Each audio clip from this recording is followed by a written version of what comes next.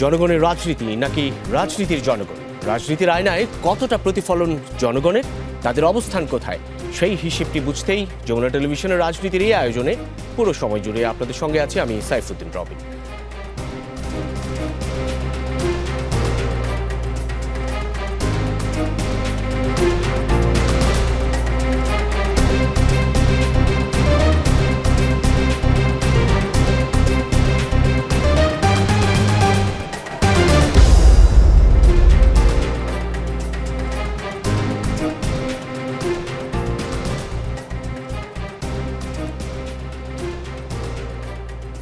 আজকের রাজনীতিতে আমাদের সঙ্গে রয়েছেন যথারীতি চারজন অতিথি। পরিচয় করিয়ে দিতে চাই শুরুতেই তাদের সঙ্গে। আমার একেবারে সর্ববামে রয়েছেন ডাক্তার সাজিদুল হক রুবেল, বাংলাদেশের কমিউনিস্ট পার্টির সম্পাদক কেন্দ্রীয় কমিটি। রয়েছেন এরপরেই শেখ রবিউল আলম, সদস্য জাতীয় নির্বাহী কমিটি বিএনপি। ডানে যদি যাই, রেজাউল করিম রনি, সম্পাদক জবান, এবং এরপরেই সর্বডানে এস এম সাইফ মুস্তাফিজ, যুগ্ম সদস্য সচিব জাতীয় নাগরিক পার্টি। আলোচনা শুরু করছি রাজনীতির। প্রথমেই শুরু করতে চাই রেজাউল করিম রনি, আপনাকে দিয়ে। কোথা থেকে এলেন, নীলা মার্কেট নাকি ওয়েস্টিন? দেখেন, রাজনীতিতে আপনার অনেক সময় অনেক ধরনের কি পয়েন্ট থাকে বা মুখরোচক টাইটেল থাকে, সেটা জন্য এই ধরনের প্রশ্ন ভালো। আমি মিরপুর থেকে আসলাম, অসুবিধা নাই। তারপরে কি আলাপে যেতে পারি আমরা আজকে? আলাপটা হচ্ছে আজকে যেই ঘটনাটা মূলত আলোচনায় এসেছে, বৈষম্য বিরোধী ছাত্র আন্দোলনের একজন সক্রিয় কর্মীর বিরুদ্ধে চাঁদাবাজির অভিযোগ, তারপর একটি সোশ্যাল মিডিয়ায় স্বীকারোক্তিমূলক বক্তব্য, সেটি নিয়ে অনেক ধরনের ফ্যাক্ট চেক এখনো বাকি আছে। তারপরেও সেই বক্তব্যে উপদেষ্টা আসিফ মাহমুদের সম্পৃক্ততার বিষয়, তিনি আসলে সেই সময় ওয়েস্টিনে ভোর রাতে গিয়েছেন কিনা, সেসব নিয়েও আলোচনা, নানান ধরনের প্রশ্ন। এই বিষয়টাকে আপনি আসলে কিভাবে মূল্যায়ন করছেন, যে এই ঘটনার 14 দিন পর এরকম একটি স্বীকারোক্তিমূলক বক্তব্য, এবং সেখানে বিএনপিকে জড়ানো, বিএনপি নেতা ইশরাককে জড়ানো, এবং আসিফ মাহমুদের অবস্থান? জি, ধন্যবাদ। এখানে আলোচনাটা দুই দিক থেকে, একটা হলো কতগুলো ফ্যাকচুয়াল ব্যাপার আর কতগুলো অ্যাকচুয়াল ব্যাপার, মানে পলিটিক্যাল ব্যাপার। তো আমরা প্রথমত পলিটিক্যাল ব্যাপার নিয়ে আলাপ করি। পলিটিক্যাল ব্যাপার হলো যে পুরা ব্যাপারটা ইশরাক হোসেনের সাথে এই গভর্নমেন্ট শুরুর থেকে যে ধরনের আচরণ করছে, এগুলো দরকার ছিল না। এবং এই আচরণ করার মধ্য দিয়ে গভর্নমেন্ট আসলে কী প্রমাণ করতে চাইছে আমি জানি না। কারণ হলো আপনার ধরেন চরিত্র হননের যে রাজনীতিটা, ইভেন এই ক্ষেত্রে সাংবাদিকতাকে ব্যবহার করা, সেইটা একটা আওয়ামী ঐতিহ্য। এখন অভ্যুত্থানের পরে একটা সরকার, সেটা যেরকমই যোগ্য অযোগ্য যাই হোক, সেটা পরের হিসাব। অভ্যুত্থানের পরের একটা সরকার, সে যদি আপনার চর্চার দিক থেকে, সংস্কৃতির দিক থেকে আওয়ামী লিগেসি আপনার বহন করে, সেক্ষেত্রে তারা যে নতুন রাজনীতির কথা বলে, নতুন রাজনীতি উত্তরণের কথা বলে, সেক্ষেত্রে জনগণের কিন্তু আস্থার জায়গাটা থাকে না। ফলে পলিটিক্যালি মানে আপনার ইশরাক হোসেনের সাথে যে আচরণটা শুরু থেকে করা হয়েছে, সেইটা আপনার অভ্যুত্থানের পরের সরকার এই আচরণ করতে পারে না সিম্পলি। আবার ইশরাক হোসেনের তরফ থেকে কিন্তু প্রথম আমি এটা নিয়ে সরাসরি ইশরাক হোসেনের সাথে কথা বলছি যে আপনার সমস্যা কী হয়েছে। দেখেন, মেয়র টেয়র কোনো সমস্যা না। আমি তাহলে এরকম করতেছেন কেন? করতেছে আদালতের রায়, আইনের শাসন প্রতিষ্ঠা করার জন্য 16 বছর ধরে ফাইট করতেছি। মেয়র দিয়ে আমি কি করব? আমি তো ভোটেই মেয়র হইতে চাই, ভোটাধিকারের জন্য তো সংগ্রাম করতেছি। কিন্তু পুরো ব্যাপারটাকে একটা ইগোর জায়গা, একটা মেয়র হওয়ার একটা লোভের কারণে ইশরাক হোসেন দৌড়াচ্ছে। এটা ইশরাক হোসেন পার্সোনালি হয়তো দৌড়াচ্ছে না। তারপরে ওইখানে নেতাকর্মীরা কিছু আচরণ করছে ইশরাক হোসেনের সমর্থনে যারা। এখন কথা হলো সেখানে হয়তো ইশরাক হোসেনের প্রপার কন্ট্রোল ছিল না, সেগুলো নিয়ে সোশ্যাল মিডিয়াতে অনেক আলোচনা হয়েছে। কিন্তু ওভারঅল এই পুরা প্রক্রিয়া ঠিক 5 তারিখের পরের যে রাজনৈতিক সংস্কৃতি, যেখানে কোনো প্রতিহিংসা থাকবে না, যেখানে কোনো 100% বিরোধিতার জায়গা থাকবে না, যেটা আমরা আশা করছিলাম। এবং আমরা যেটা আরও বড় যেটা আশা করছিলাম, যে আপনার যে কোনো সমস্যা, যে কোনো মতবিরোধ বা পার্থক্য, বিরোধিতা হইলে আমরা আলাপ করব, মানে আপনার ডায়লগের কালচারে আমরা প্রবেশ করব, মানে মারামারি ফাটাফাটির জায়গার থেকে। সেই ডায়লগের কালচারটা দেখা যায়নি ইশরাক হোসেনের সাথে এই সরকারের তরফ থেকে। তারপরে হলো যেন স্থানীয় সরকার প্রশাসনের তরফ থেকে একটা বৈঠক করা হয়েছে, এরকম খবর আপনি কিন্তু দেখাইতে পারবেন না, করা হয়নি। তার মানে আপনি ডায়লগের কালচারে ফেরার জন্য, আপনি যখন সরকার বিপদে পড়ে সবাইকে ডেকে নিয়ে আপনারা কথা বলেন, আলোচনা করেন। কিন্তু এই ঘটনাটাকে আমরা দেখলাম যে একদল লোকের চরিত্র নির্মাণ বা ভাবমূর্তি নির্মাণ এবং আরেক দল লোকের ভাবমূর্তি বিনাশের একটা উলঙ্গ খেলায় পরিণত করা হয়েছে। এটা গেল একটা পলিটিক্যাল দিক থেকে এই আলোচনাটা। এবার ফ্যাকচুয়ালি যদি দেখি, ইশরাক হোসেনের সাথে আমার অন্য একটা দরকার ছিল, যে দরকারের কারণে আমি তাকে প্রায় 2 সপ্তাহ ধরে খুঁজতেছি যোগাযোগ করার জন্য। আমি তাকে রিচ করতে পারছি না। পরে আমি শুনলাম সে চিকুনগুনিয়া আক্রান্ত, হাসপাতালে ভর্তি। এটা সর্বশেষ অবস্থা। আমি আমার পার্সোনালি আমার একটা দরকারে যোগাযোগ করার চেষ্টা করতেছি। এখন ইশরাক হোসেনের সমালোচনা করা যাবে না, সে কোনো ভুল করে না, আমি সেটা বলছি না, সেটা ডেফিনেটলি করে, সেটা আমরা করব। কিন্তু যেখানে চাঁদাবাজির ঘটনার ক্ষেত্রে আপনার দল মত নির্বিশেষে আপনার প্রতিবাদ করার কথা, সম্মিলিতভাবে এই চাঁদাবাজির সমস্যাটা একটা কাঠামোগত সমস্যা আমাদের, এটা বিএনপি, জামাত, এনসিপির এগুলো পার্টিকুলার সমস্যা না, সেই কাঠামোগত সমস্যার ব্যাপারে, এটা সমাধানের ব্যাপারে যেখানে সবাই সম্মিলিতভাবে একটা পলিসি নির্ধারণ করে একযোগে কাজ করে দেশের মানুষকে এখান থেকে রেহাই দিবেন, মুক্তি দিবেন, এরকম একটা জায়গায় যাওয়ার কথা। সেখানে এই চাঁদাবাজিকে কেন্দ্র করে আপনার রাজনীতি করার চেষ্টা করা, রাজনৈতিক চরিত্র, আপনি যেটা বলেন রাজনৈতিক চরিত্র হওয়ার একটা সুযোগ নেওয়া এবং কৃত্রিম ফ্যাক্ট নির্মাণ করা। দেখেন এই ধরনের ফ্যাক্ট নির্মাণের রাজনীতি আমরা আগে বহু দেখছি। একটা ঘটনা হইলে দেখেন আপনি যখন একটা মিথ্যা বলবেন, সেই মিথ্যাটা ঢাকার জন্য আর 10টা মিথ্যা বলতে হয়, আমরা জানি। ফলে এটা করতে গিয়ে আপনারা নিজেদেরকে নোংরামের এমন এক পর্যায়ে নিয়ে যাচ্ছেন যে জনগণ তখন কি মনে করবে যে এখানে জনগণ এবং পাবলিককে সার্ভিস দেওয়া এগুলো গৌণ বিষয়, মুখ্য বিষয় হলো ক্ষমতা এবং তাদের পার্সোনাল প্রতিযোগিতা। সেক্ষেত্রে সেই প্রতিযোগিতারই এক ধরনের বহিঃপ্রকাশ, সেটা ম্যানিফেস্টেশন আপনি কে কত নোংরাভাবে করতে পারে সেটার প্রতিযোগিতায় যখন আপনারা লিপ্ত হন, তখন যেটা হয় কি, তখন আপনার তো সবাই অভ্যুত্থানের ফোর্স, আপনি কারে বলবো আমি এটা, হ্যাঁ, সেক্ষেত্রে এসব করতে গিয়ে মূল ফ্যাক্টটা কি, মূল ফ্যাক্ট যেটা হয় জনগণ হিসাবে আমাদের যে অবস্থানটা হয় তখন যেটা হয় কি, আমরা ক্রমে আস্থা হারাইতে থাকি। এস এম সাইফ মুস্তাফিজ আজকে জানে আলম অপুর স্ত্রী একটি সংবাদ সম্মেলন করেছে, তিনি বলেছেন এনসিপির লোকজন এসে তাকে সহযোগিতা করেছে জড়ো করার ক্ষেত্রে সাংবাদিকদের। আপনার কি মনে হয় এনসিপি কি সেই ভূমিকা আসলে পালন করেছিল, নাকি তিনি আসলে ব্যক্তিগত উদ্যোগেই সংবাদ সম্মেলনটা করলেন? আমাদের দলীয় জায়গা থেকে তো আসলে আমরা এরকম কোনো সংবাদ সম্মেলন করার প্রস্তুতি নেয়নি, আমি যতটুকু জানি। হতে পারে স্থানীয় যারা ওনার সাথে কানেক্টেড ছিল কেউ হেল্প করতে পারে, তার দলীয় পরিচয়ে এনসিপি থাকতে পারে, কিন্তু দলগত জায়গা থেকে আমরা ওনাকে কোনো রকম সাহায্য সহযোগিতা বা সংবাদ সম্মেলন আয়োজন করার জায়গাটা আমরা এটা করিনি। আপনাদের অবস্থানটা কি আসলে, এনসিপি কি মনে করছে? দেখেন এনসিপির জায়গাটা তো আমরা জুলাই পরবর্তী সময় আমাদের এই ঘটনার পার্সপেক্টিভে, হ্যাঁ এই পার্সপেক্টিভের সাথে কিছু ঘটনা আমি উল্লেখ করতে চাই, কারণ এটা করা উচিত। আপনারা দেখেছেন যে গত 5 তারিখেই দেখলেন যে আমাদের কিছু দলের সিনিয়র নেতাকর্মী যারা হচ্ছে কক্সবাজার গেল, এটা গিয়াসাল মামুনের চ্যানেল 1 ব্রেকিং দিল যে হচ্ছে পিটার হাসের সাথে হচ্ছে কি নাকি কূটনৈতিক বৈঠক, গোপন বৈঠক, এবং যেভাবে সাউন্ড দিয়ে যেভাবে একরকম মানে রহস্যজনক একটা ব্যাপার তৈরি করা হলো, মিডিয়া ট্রায়াল করা হলো, চরিত্র হনন করা হলো, সেটা আমরা দেখতে পাচ্ছি যে খুব উদ্দেশ্যপ্রণোদিতভাবে কিছু মিডিয়া যারা এখন দলীয় স্বার্থে ব্যবহার হচ্ছে, যেরকমটা আওয়ামী লীগের সময় হয়েছে, ঠিক সেভাবে আবার একদল এরকম মিডিয়া আমাদের তরুণ যারা নেতাকর্মীরা আছে, যারা অভ্যুত্থানের পরবর্তী সময়ে সামনে থেকে রাজনীতিতে এসছে এবং নতুন একটা পরিবর্তনের চিন্তা করছে, ঠিক সেটার ধারায় আমার মনে হয় যে আসিফ মাহমুদকে জড়ানো হয়েছে। কারণ আপনি যদি দেখেন এই আজকের যে ক্লিপটি, সেটা কিন্তু পূর্বে রেকর্ড করা, আবার আমরা পরবর্তীতে আজকে সকালবেলা দেখলাম যে কিছু রিপোর্ট আসলো এবং ছবি দেখলাম, আমার কাছেও কিছু ডকুমেন্ট এখন এসছে যে ইশরাক হোসেনের যেটা ড্রয়িং রুম, সেখানে ওই জানে আলম বসে আছে এবং সে কিন্তু অনেকক্ষণ গুম ছিল।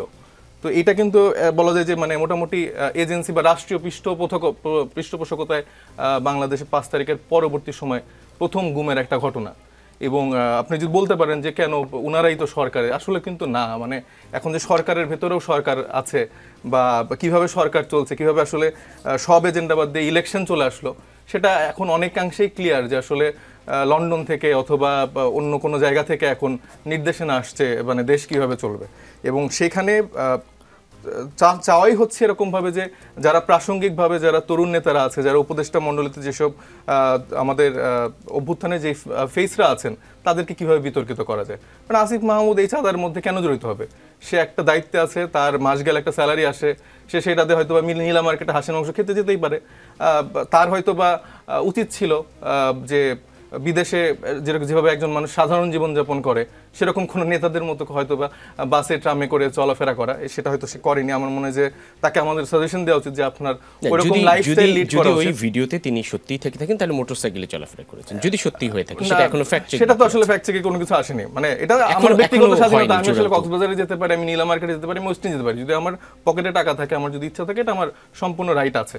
তো এইটাকে ফ্রেমিং না করে মূল ঘটনায় আসলে আমাদের ফোকাসড হওয়া উচিত। এবং যেভাবে আসলে মিডিয়া ট্রায়াল করা হয়েছে এবং তার স্ত্রী কিন্তু জবানবন্দি দিয়েছে যে ওনাকে আসলে এটা বলানো হয়েছে বা আসিফ মাহমুদের নাম যুক্ত করা হয়েছে, এবং সেটা দুঃখজনকভাবে ভাই তো উল্লেখ করলোই যে একটা রেশারেশি বা তাদের ভিতরে আসলে কি চলেছে এটা আমি জানি না। তো ইশরাক হোসেনের নামটা আসছে, এবং আরেকজনের নাম আমি একটু উল্লেখ করতে চাই, বা মানে তিনি হচ্ছে সুজন মাহমুদ। উনি কাইন্ড অফ ইশরাক হোসেনের পিএস, বাংলা ভিশনের সাংবাদিক হিসেবে আছেন, আপনিও চিনেন। তো ট্রিপল মার্ডারের যে একটা মানে একটা ফানি একটা ভিডিও বানিয়েছে, এটা তো পরবর্তীতেই সবার কাছে উন্মোচন হয়ে গেছে আসলে এটা কিভাবে একটা মেকি একটা মানে ভিডিও তারা বানিয়েছে। তো এই ভিডিওর পেছনেও যেই ভয়েসটি শোনা গিয়েছে ওটা ওনার ভয়েস, এটা ফ্যাক্ট চেক করে কয়েকজনের মানে চেক করে পেয়েছে। তো এটা বোঝা যাচ্ছে একটা উদ্দেশ্যপ্রণীতভাবে তাকে বিতর্কিত করা। অনেক ধন্যবাদ। আমি একটু ডাক্তার সাজিদুল হক রুবেল আপনার কাছে এই প্রসঙ্গেই আসতে চাই, অভ্যুত্থানের শক্তিকে বিতর্কিত করা হচ্ছে নাকি একটি সুনির্দিষ্ট ঘটনাকে ডাইভার্ট করার এক ধরনের চেষ্টা, এই ধরনের কর্মকাণ্ড? ধন্যবাদ রবীন ভাই। প্রথমত বিষয় যেটি, একটি চাঁদাবাজির ঘটনা ঘটেছে, এটা তো সত্য, এটা তো সত্য। হ্যাঁ, আমি মিথ্যা বলতে পারি, man can tell a lie but situation can't. পরিস্থিতি তো মিথ্যা বলবে না। একটা চাঁদাবাজির ঘটনা ঘটেছে, এবং এই চাঁদাবাজির ঘটনাটা যেটা ঘটেছে, এইটা এরকম ঘটনা বাংলাদেশে নানান জায়গায় কান পাতলে শোনা যায় যে এরকম অভিযোগ শোনা যাচ্ছে যে এরকম অনেক কিছুই হচ্ছে আর কি, এরকম ঘটনাপঞ্জি ঘটছে। তো সেই ঘটনার হচ্ছে একজন ব্যক্তি, তিনি অনেকটা রাজসাক্ষীর মতো একটা ভিডিও প্রকাশিত হয়ে গেল। আরও মজা হচ্ছে, সেদিন যখন তাদেরকে ওখান থেকে গ্রেফতার করা হলো, সেই গ্রেফতার তো হচ্ছে আপনার হচ্ছে সিসিটিভি ক্যামেরাও ছিল, আরও বিষয় ছিল, দেখা গেল তাদেরকে গ্রেপ্তারের পর গ্রেপ্তারকৃত একজন তার আগেই ভিডিও বানিয়ে রেখেছেন। ঠিক আছে, এটা একটা হচ্ছে নতুন টুইস্ট, নতুন হচ্ছে গিয়ে বিষয়। এবং এই বিষয়টা নিয়ে এখন দেখা যাচ্ছে কি, আমাদের নজরটা এই যে প্রবণতাটা, সেই প্রবণতাটা যেই করুক, সেটা হচ্ছে যেই পার্টির যেই লোক করুক, সেটা বিএনপির করুক, সেটা এনসিপির করুক, সেটা বৈষম্যবিরোধী ছাত্র আন্দোলনে করুক, বা সে যেই পার্টিরই করুক, কিন্তু কাজটি হচ্ছে গিয়ে গর্হিত কাজ। এই কাজটিতে যারা যুক্ত আছে তাদের বিরুদ্ধে ব্যবস্থা রাষ্ট্রেরও নিতে হবে, যার যে রাজনৈতিক সংগঠন দল থেকেও নিতে হবে। এই তো নিচ্ছেও, আমি দেখেছি বিএনপি হাজার খানেক এরকম চাঁদার ব্যাপারে অভিযোগ এসেছে, তাদেরকে শাস্তি দিয়েছেন, শোকজ করেছেন, বহিষ্কার করেছেন, অনেক কিছু করেছেন। এনসিপিও করছে, যাদের বিরুদ্ধে আসতেছে একজন দুজন চারজন হোক করছে, 10টা শোকজ তো কমপক্ষে আমি শুনেছি তাদের করতে হয়েছে নানা কারণে, শুধু চাঁদাবাজির ব্যাপার না, অন্য কারণে করতে হয়েছে, কক্সবাজার ইস্যু সহ। এখন যে বিষয়টি হচ্ছে যে এই যে আমাদের রবি ভাই বললো হচ্ছে ফ্যাকচুয়াল এবং অ্যাকচুয়াল, তো অ্যাকচুয়ালের জায়গায় আমি ফ্যাকচুয়ালের যে জায়গাটা, সেই জায়গাটা হচ্ছে যে আসলে মূল ফ্যাক্ট থেকে আমাদের মনে হচ্ছে ডিস্ট্র্যাক্টেড হয়ে যাচ্ছে জনগণের। এবং এরকম ঘটনাগুলো কিন্তু আমার মনে হয় এটা আসলে মূল ঘটনা না, এগুলো হচ্ছে গিয়ে কোনো একটা জায়গায় সবার দৃষ্টিভঙ্গি এবং সারা দেশের মানুষের দৃষ্টিভঙ্গি একটি জায়গায় নিয়ে যাওয়ার জন্য, ডিস্ট্র্যাক্ট করে নিয়ে যাওয়ার জন্য একটা প্রক্রিয়া আমার মনে হচ্ছে। এবং এই প্রক্রিয়ার মধ্যে যেটা ঘটনা ঘটবে, যে মানুষ আজকে সারাটা দিন কী করেছে, আজকে সারাদিন আমি দেখেছি হচ্ছে গিয়ে সোশ্যাল মিডিয়াতে হচ্ছে পক্ষ বিপক্ষে ভাগ হয়ে গেছে, ভাগ হয়ে কেউ হচ্ছে ব্যাশিং করছে হচ্ছে আপনার হচ্ছে আমাদের এই আমাদের উপদেষ্টাকে, তরুণ উপদেষ্টাকে, আবার কেউ আরেকজন তরুণ নেতা বিএনপির ইশরাককে, তাকে ব্যাশিং করছে। এটা দুটা ব্যাশিংয়ে দেখলাম ভাগাভাগি হয়ে গেল।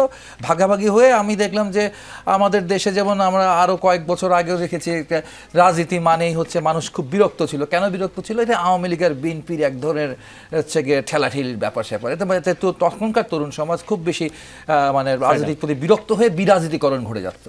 এখন থেকে আবার নতুনভাবে নতুন ফেজে এরকম এই ধরনের একটা সমস্যা হচ্ছে আমাদের মাঝখানে এসে পড়তেছে। আমরা যেটা মনে করি যে এইসব বিষয়ে হচ্ছে গিয়ে নিয়ে হলো ষড়যন্ত্র থাকতে পারে, ঠিক আছে, কারণ আমি তো প্রমাণ করতে পারবো না, বা আমার কাছে এমন কোনো ডকুমেন্টস নাই সাহসের সাথে সততার সাথে বলার যে অপুর ওই ভিডিওতে যা বলা আছে তার সব মিথ্যে।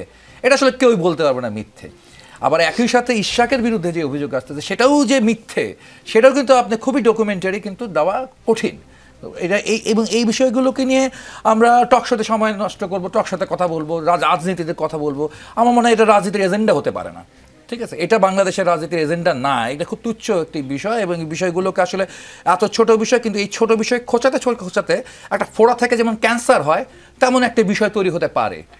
কারণ আমরা বাংলাদেশের কমিউনিস্ট পার্টি সিপিবি মনে করি, যদিও প্রধান উপদেষ্টা ফেব্রুয়ারিতে নির্বাচনে কথা বলেছেন, তারপর আমরা মনে করি শঙ্কা কেটে যায় নাই, এরকম যে কোনো বিষয়কে নিয়ে একটা সংঘাতপূর্ণ পরিস্থিতি তৈরি হতে পারে।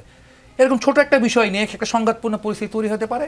এখানে আমাদের প্রশাসন দুর্বল, আমাদের পুলিশ দুর্বল, তখন বলা হবে যে এরকম অবস্থার মধ্যে কেমনি আমরা নির্বাচন। আমরা সেসব প্রসঙ্গে আসবো। শেখ রবিউল আলম, এই যে প্রসঙ্গে কথা হচ্ছিল, আপনার কাছে সবশেষ আসার কারণ একটাই যে ইশরাক আসলে জানে আলম অপুকে আগে নিয়ে স্বীকারোক্তিমূলক জবানবন্দি নিয়ে এরপর 14 দিন পর সেটি প্রচার করেছে কিনা, সেরকম একটি প্রশ্ন ইশরাকের দিকে উঠেছে। আপনার কি মনে হয় ইশরাক যদি সেই কাজটি করে থাকে, এটা গর্হিত অপরাধ, এক ধরনের একটা বড় ঘটনা, সেরকম ঘটনার কোনো প্রেক্ষাপট কি আসলে তৈরি হয়েছে? না, আমার কাছে তা মনে হচ্ছে না। ধন্যবাদ আলোচক সহ আপনার সহ আলোচক যারা আছেন এবং সঞ্চালনায় আপনি আছেন, এই মুহূর্তে যারা যমুনা টিভির সাথে যুক্ত আছে। আমি অপুর বক্তব্য শুনেছি পুরোটা।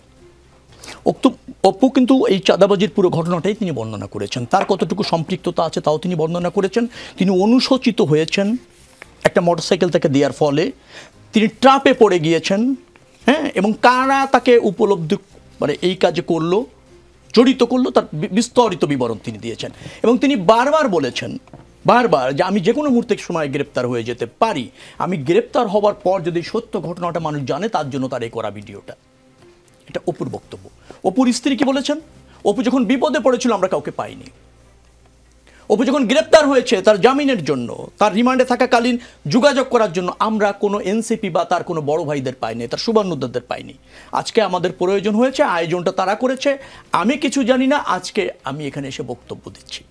তার স্ত্রীর কথা। ইশরাক হোসেনের বিরুদ্ধে যে কথাটা হয়েছে তদন্ত সাপেক্ষে বলাই ভালো। তারপর কি আপনি মনে হয় যে এনসিপির একজন সমন্বয়ক, তিনি চাঁদাবাজির সাথে জড়িত, তাকে নিয়ে যাওয়া হলো কিডন্যাপ করে, গুম করে, তার বক্তব্য অনুসারে। তার না গুমের কথা বলা হচ্ছে, 5-7 দিন গুম ছিল না। এনসিপি বলছে, আমি সমন্বয়কে বলেছি। সমন্বয়ক বা এনসিপির পার্থক্য করেন না, সেটা যদি হতে যায় তাহলে এখন আর এনসিপির যে বডি হবে তাহলে তো আর বাংলাদেশের রাজনীতি করাটাই কঠিন হবে। আমি বডি আলাদা হতে পারে কিন্তু কর্মকাণ্ড অ্যাক্টিভিটিস সব একসাথে। সমন্বয়কের জন্য আপনি এনসিপি কে তো দায় দিতে পারেন না, না, আমি কেন দায় দিব না? কারণ সমন্বয়ক এবং এনসিপি অঙ্গাঙ্গিভাবে জড়িত। এই সমন্বয়করা রাষ্ট্র ব্যবস্থাপনার সাথে জড়িত। আপনি দায় নেবেন না, রাজনীতি করবেন, একসাথে চলবেন, তা হবে না। সেটা রাজনৈতিক বক্তব্য না। এনসিপির রাজনৈতিক দলের মধ্যে এনসিপির রাজনীতি বলের দাম, এনসিপি আর সমন্বয়কের মধ্যে আমি এখনো কোনো পার্থক্য, আপনার কাছে কোনো পার্থক্য আমি দেখছি না কোনো পার্থক্য। এখন যদি বলেন যে এনসিপি আর এই উপদেষ্টাদের মধ্যে পার্থক্য আছে, তাহলে তো এনসিপি ডিফেন্ড করার দরকার নেই। সজীব আহমেদ ভুইয়াকে করছেন তো ডিফেন্ড, কেন ডিফেন্ড করছেন? সজীব আহমেদ ভুইয়া আপনার সে কি আপনার এনসিপির কোনো কিছু?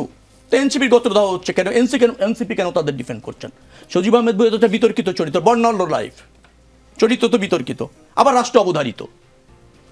আপনি যদি এটা বলেন রাষ্ট্রে কাজ করতে একটু রাত হয়ে গেলে 5-7 জন সহ ওয়েস্ট ইন্ডিজে ব্রেকফাস্ট করতে হয় অথবা রাতের খাবারটি খেতে হয়। হাঁসের মাংস অত্যন্ত প্রিয়, সেটা ছাড়া শেষ রাতের খাবারটা হয় না। তাহলে বর্ণাঢ্য লাইফ। আবার বিতর্কিত কেন বলছি?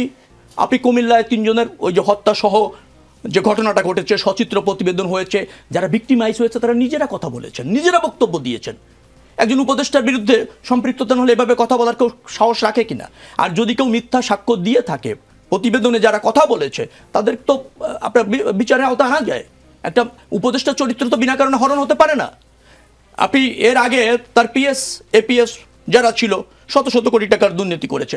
আচ্ছা, আপনি আমাকে বলেন তো, পিএস এর আনুকূল্য না থাকলে এবং সম্পৃক্ততা যদি না থাকে উপদেষ্টার, পিএস এর পক্ষে এই দুর্নীতি এই ভলিউমে করা সম্ভব আছে কিনা? সম্ভব হয় কিনা?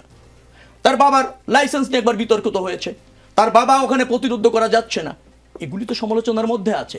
তারপর আপনি যদি যান এয়ারপোর্টে যখন অস্ত্র নিয়ে একটা ঘটনা ঘটলো, তারও আরেকভাবে ব্যাখ্যা দেওয়ার চেষ্টা করা হয়েছে।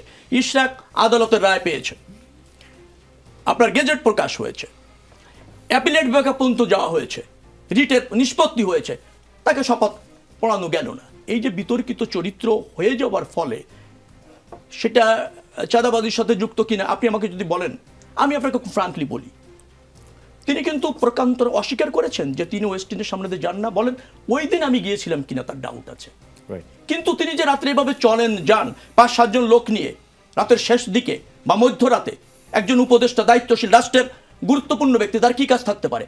ওই মব সৃষ্টি করা হতে পারে। এক জায়গায় মব সৃষ্টি হলে সেটা অবজারভেশন করা হতে পারে, সেখান থেকে সুবিধা নেওয়ার চেষ্টা হতে পারে, অথবা তার ডিফেন্ড করার চেষ্টা হতে পারে, হতে তো পারে। এখন আপনি দায় চাপাচ্ছেন কে? অপুকে নিয়ে গিয়ে ইশাক ভিডিও করেছে। ওই যে বললেন 5-7 ঘন্টা গুম ছিল, এটা কি এই দেশে একটা দায়িত্বশীল ব্যক্তি, রাজনৈতিক ব্যক্তির পক্ষে সম্ভব যে তাকে আপনি কিডন্যাপ করে নিলেন বা গুম করে রাখলেন, তারপর তাকে দিয়ে ভিডিও বানালেন, সে ভিতরে চলে যাওয়ার পর সেই ভিডিও প্রকাশ করলেন? বাংলাদেশে আইন শৃঙ্খলা রক্ষা যে অবস্থা বা আপনি রাজনৈতিক একজন নেতার যে নৈতিকতা, সেখানে এটা সম্ভব কিনা? এটা তো মারাত্মক একটা এলিগেশন, এটারও কি তদন্ত হওয়া উচিত বলে আপনার মনে হয় আইন শৃঙ্খলা রক্ষাকারী বাহিনীর কিন্তু তরফ থেকে? আমার কাছে যেটা মনে হয়েছে, সজীব আহমেদ ভুঁইয়ার বিরুদ্ধে আগে যখন কুমিল্লাতে একটা প্রতিবেদন হলো, দায়িত্বশীল মিডিয়া করেছে, প্রতিষ্ঠিত মিডিয়া করেছে, আপনি চলে গেলেন মালিকানা ইশরাক। এখন যেন আপনার বিরুদ্ধে চাঁদাবাজির অভিযোগ উঠেছে, আপনি চাঁদাবাজিটাকে ডিফেন্ড করছেন না, আপনি খুঁজছেন ওই চাঁদাবাজিতে যে গ্রেপ্তার হয়ে অন্য আরও তো 4 জন গ্রেপ্তার হয়েছে, হয়নি? ওই আপনি আমি 30 মিনিট দেখেছি, 30 মিনিটের ভিডিওটা দেখেছেন? অপুর বক্তব্যটা, সে কীভাবে অনুসূচিত হয়েছে, কারা তাকে ইনভলভ করেছে, কিভাবে যুক্ত হয়েছে, এর কোনোটাই তো অস্বীকার করেছে কি সজীব আহমেদ ভুঁইয়া? আমার কাছে মনে হয় যে করেনি। তিনি খালি বলেছেন আমার সাথে দেখা হয়নি, কিন্তু দেখা ছাড়া তো কথা হয়। এখন এটা তদন্ত দরকার, তদন্ত করে আপনি বের করেন। কিন্তু আপত্তিকর হচ্ছেও একটা জায়গায় যে রাষ্ট্রের একটা গুরুত্বপূর্ণ উপদেষ্টা হয়ে দায়িত্বশীল জায়গা থেকে আপনার বিরুদ্ধে এই ধরনের এলিগেশন যখন আসতেই থাকে ক্রমাগতভাবে, আর সেটাও যদি রাষ্ট্রের থেকে ব্যবস্থা না নেওয়া হয় এবং সেটা যদি অন্যের উপর দায় চাপানোর অপচেষ্টা করা হয়, সেটা কিন্তু কাম্য না। দায়িত্বশীল কিন্তু সজীব আহমেদ ভুঁইয়ার দায় বেশি রয়েছে, জবাবদিহিতা রয়েছে, এবং তাকেই ক্লিয়ার করতে হবে, স্পষ্টত করতে হবে সরাসরি তার এর সাথে যুক্ত আছে কিনা অথবা পরোক্ষভাবে যুক্ত আছে। আমি একটু রনি আপনার কাছে, রেজাউল করিম রনি আপনার কাছে আবার আসতে চাই। আসিফ মাহমুদ সজীব ভুঁইয়া ছাড়ছেই না আর কি, ওনার প্রসঙ্গেই আসছি। উনি আজকেই বলেছেন তফসিলের আগে পদত্যাগ করবেন উনি সহ যারা রাজনীতির সঙ্গে সম্পৃক্ত, এবং সেই সঙ্গে তিনি বলেছেন যে অন্য যারা রাজনীতি করতে চায় এরকম আরও কয়েকজন থাকতে পারে। আপনার এই সিদ্ধান্তকে কি মনে হচ্ছে?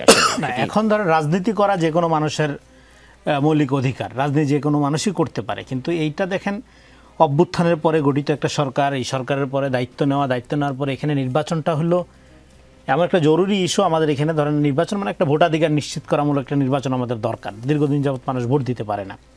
কিন্তু এতদিন পরে এসে আপনি যদি বলেন যে আমি তাহলে আপনার ধরেন যে এখন ইলেকশনের তফসিল মনে হয় আগামী সপ্তাহে ঘোষণা হবে যেটা বলা হচ্ছে, ফলে এখন তফসিল ঘোষণা 1 ঘন্টা আগে আপনি পদত্যাগ করে এসে নির্বাচনে দিয়ে গেলেন।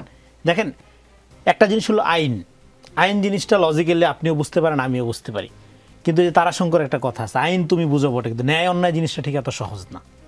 এটা ন্যাচারালি একটা জিনিসের ন্যায় অন্যায় বিবেকবোধের ব্যাপার আছে, যে আপনি এইটা আপনার জন্য করা এটা মানে কনফ্লিক্ট অফ ইন্টারেস্ট হয় কি না। ডেফিনেটলি কনফ্লিক্ট অফ ইন্টারেস্ট হয়। আপনি যদি মনে করেন যে রাজনীতি করবেন, আমি মনে করি এই চান্সে এখনও পর্যন্ত যারা ক্ষমতায় আসছে, এটা নট অনলি একজনের ব্যাপারে না, সমস্ত উপদেষ্টা অন্য যারা আছে তাদেরও যদি রাজনৈতিক খায়েশ থাকে বা রাজনৈতিক কেরিয়ার করার ইচ্ছা থাকে, সেটা তারা করতে পারেন। কিন্তু এইবারে এই যে বিকামিং ইলেকশনে, যে ইলেকশন হতে যাচ্ছে আগামী, যদি সব কিছু ঠিকঠাক থাকে, সেই ইলেকশনে সম্ভবত সুযোগ নাই। কারণ হলো এইটা ইটস টু লেট। এটা এখন কোনোভাবে আপনি জাস্টিফাই করতে পারবেন না যে আচ্ছা ঠিক আছে ইলেকশন 1 ঘন্টা আগে আমি তো পদত্যাগ করলাম, এটা ঠিক আছে, এটা আপনি লিগালি সঠিক হয়তো, কিন্তু এটা মোরালি আপনি জাস্টিফাই করতে পারবেন না, এটা জিনিসটা হবে না। এস এম সাইফ মুস্তাফিজ জানতে চাই এই প্রসঙ্গেই যে সজীব ভুঁইয়ার সঙ্গে এনসিপির কোনো সম্পর্ক এখন আছে কিনা। তিনি বলেছেন তিনি 2018 সাল থেকেই আসলে রাজনীতির সঙ্গে জড়িত, এখন এই মুহূর্তে অন্তর্বর্তীকালীন সরকারে ছাত্র প্রতিনিধি হিসেবে রয়েছেন। অন্তর্বর্তীকালীন সরকার নিরপেক্ষ আছে কিনা এখনো, আসলে যদি তিনি রাজনীতির সঙ্গে জড়িত থাকেন? আপনার প্রশ্নের সাথে ভাইয়ের উত্তরটা একসাথে দেওয়ার চেষ্টা করব। দেখেন সজীব মানে আসিফ, আমাদের নাহিদ, তারপরে মাহফুজ, এই মানুষগুলা কিন্তু শুধু আমাদের না, এটা ভাইয়েরও আপনারও। এই মানুষগুলাই কিন্তু জুলাইতে সামনে থেকে নিজেদের জীবনের ঝুঁকি নিয়ে মানে মায়ের খেয়ে গুম হয়ে ডিবি অফিসে যে বিভিন্নভাবে কিন্তু তারা মৃত্যু ঝুঁকিতে থেকে তারা শেষ পর্যন্ত লড়াইটা চালিয়ে গেছে। এই আসিফ মাহমুদই কিন্তু 4 তারিখে বলল যে 6 তারিখে না আজকেই সবাই ঢাকায় লং মার্চ করেন। তো এই মানুষগুলোকে 1 বছরের মাথায় যদি আমরা এরকম করে রিজন করি, ট্যাগিং দিয়ে দিই, এবং ভাইদের মতো যারা সিনিয়র লিডারশিপের জায়গা আছে তারা যেই টোনে কথা বলেন, যেভাবে ছোট করে কথা বলে, সেটা আমাদের জন্য অত্যন্ত মানে হতাশা লাগে যে তারা আসলে রাজনৈতিক কালচারটা এমনভাবেই টক্সিক করে রেখেছে যেটা আসলে এখনও সেই আগের 17 বছরের ধারাটা এখনও তারা টানতে যাচ্ছে। আসিফ মাহমুদকে এই আর বৈষম্য বিরোধী যে কথাটা বললাম, বৈষম্য বিরোধীর সারা দেশে অনেক নেতাকর্মীরা আছেন, সবাইকে এনসিপি তো মানে ওন করতে পারে না, সবার সাথে আমাদের পরিচয় নেই, কিন্তু আসিফ মাহমুদ, তারপরে মাহফুজ, এরকম যারা অভ্যুত্থানের সামনের সারির মানুষগুলা, তাদেরকে তো আমরা সবাই ওন করি। তারা তো শুধুমাত্র এনসিপিকে না, পুরো বাংলাদেশের ম্যান্ডেট নিয়ে তারা সেই বডিতে আছে এবং সেই ফাইটটা তারা করে যাচ্ছে প্রতিনিয়ত। তাদেরকে নিয়ে অনেক রকম বিতর্ক করার চেষ্টা করা হচ্ছে, তাদের চরিত্র হনন করা হচ্ছে। সে কিন্তু আজকে স্পেসিফিক্যালি বলেছে যে তার যদি কাজকর্ম করতে লেট হয়, সেক্ষেত্রে তার রান্না করে দেওয়ার লোক, সেক্ষেত্রে সে যেতেই পারে। এটাকে তিনি যেভাবে ট্যাগিং করছে, এটা বিএনপির নতুন রাজনীতিতে আমরা দেখতে পাচ্ছি কিভাবে করছে। কিন্তু তারা হঠাৎ করে সব পাথর কিভাবে গায়েব হয়ে যায়, তারা মানুষকে মাথা থেতলে কিভাবে দেয় পাথর দিয়ে, তারপরে সারা দেশে যে চাঁদাবাজির ঘটনা, সেটা যদি বলা শুরু করি আমি, এটা শেষ হবে না আজকে মানে রাত্রে শেষ হবে না যদি আমি বিএনপির শুধুমাত্র চাঁদাবাজি, টেন্ডারবাজি, লুটোত্রাজের কথা বলতে পারি।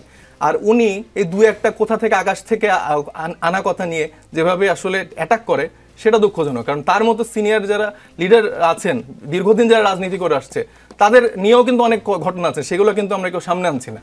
সেই ঘটনাগুলো আনলে কিন্তু তারা এখন বিব্রত হবে যে তাদের এই পাস্টের কথা টেনে আনা হচ্ছে। তারাও কিন্তু এরকম শিকার হয়েছে, মিথ্যা ট্যাগের শিকার হয়েছে। সেই সময় আওয়ামী লীগের যেই ন্যারেটিভ ছিল, আওয়ামী লীগের যে মিডিয়া ছিল, তাদের কিন্তু এভাবে ফ্রেমিং করেছে। তারাও সেই যাত্রায় যাচ্ছে, কারণ তারা ধরে নিয়েছে যে আমরা তো ফেব্রুয়ারিতে ক্ষমতায় আসছি, আমরা এখন সর্বে-সর্বা। কিন্তু মানুষ কিন্তু এত বোকা না যে এরকম সর্বে-সর্বা ভাববা মানুষকে তারা ক্ষমতায় নিয়ে চলে আসবে। যদি ইলেকশন হয়, মানুষ ডিসাইড করবে যে আসলে কারা ক্ষমতায় যাবে। এখন থেকে নির্বাচনের মধ্য দিয়ে নিশ্চয়ই নির্ধারিত হবে। ডাক্তার সাজিদুল হক রুবেল, নির্বাচনকালীন সরকারের সময় উপদেষ্টাদের পদত্যাগের যে আওয়াজ বা ঘোষণাই বলা চলে স্পষ্টভাবে, সেটাকে আপনারা কিভাবে দেখছেন? আপনি শঙ্কার কথাও বলছেন খানিক আগে নির্বাচন। এখানে একটা কথা মনে করতে হবে, 2014 সালের নির্বাচনের আগে যখন আইন কানুনের মার প্যাচে তত্ত্বাবধায়ক সরকারের বিধানটি বাতিল হয়ে গেল এবং তারপর 14 সালে একটা একপাক্ষিক নির্বাচন হলো, সেই সময় থেকে বাংলাদেশের ক্রিয়াশীল রাজনৈতিক দল যারা আওয়ামী লীগের সাথে ছিল না, বিএনপি শুধু না, বিএনপির সাথে তার জোট ছিল, আমরা বাংলাদেশের কমিউনিস্ট পার্টি, বাম গণতান্ত্রিক ফ্রন্ট জোট ছিল, গণতান্ত্রিক বাম মোর্চাও একসময় কাজ করত, ফ্যাসিবাদ বিরোধী বাম জোট ছিল, সমস্ত জোটগুলো, ডান বাম সমস্ত জোটগুলোর কিন্তু একটা কমন কথা ছিল, সেটা হচ্ছে আমরা নির্দলীয় নিরপেক্ষ সরকারের অধীনে নির্বাচন চাই। এখন এই মাত্র একটি বছর সময় অতিক্রম হলো গণঅভ্যুত্থানের, জনগণের এত বড় একটি বিজয়ের পর এত অল্প সময়ের মধ্যে এই বিজয়ের মানে মধ্য দিয়ে যে তত্ত্বাবধায়ক সরকার দায়িত্ব নিলেন, প্রধান উপদেষ্টা দায়িত্ব নিলেন, এই উপদেষ্টা মণ্ডলীটা কিন্তু জনগণের কাছে এখন আর নিরপেক্ষ নয়, জনগণের কাছে নিরপেক্ষ না। আমি তর্ক করতে পারি অনেক, ঠিক আছে, কিন্তু আমি নিজের বুকে হাত দিয়ে যদি চিন্তা করি, বুঝতে চেষ্টা করি, তাহলে কিন্তু নির্দলীয় নিরপেক্ষ না।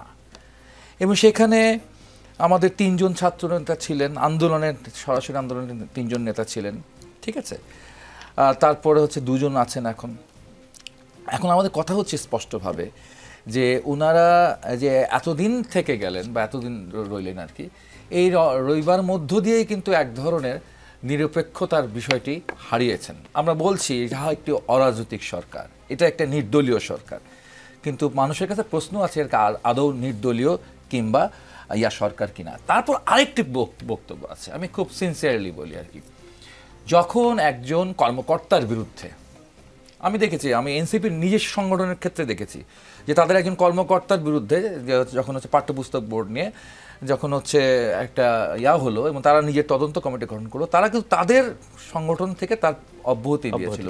কেন অব্যাহতি দিয়েছিল? যাতে এরা যে নির্বাচন, তাদের এই দুর্নীতিটা নিয়ে যে হবে, তদন্তটা হবে, সেটা যেন কোনোভাবে প্রভাব বিস্তার না করে। তো তেমনিভাবে আমি দেখেছি যে একের পর একবার এপিএস নেয় 100 কোটি টাকা, আরেকবার তার বাবার টেন্ডার পেয়ে গেলেন, স্কুল মাস্টার তিনি পেয়ে গেলেন হচ্ছে ফার্স্ট ক্লাস কন্ট্রাক্টরি। তারপরে হচ্ছে গিয়ে আরও অনেক ঘটনা বলি আমরা জানি সেই অঞ্চলকে নিয়ে, সেটা যেই অভিযোগ বিএনপি করুক আর যেই করুক, অভিযোগ উঠেছে।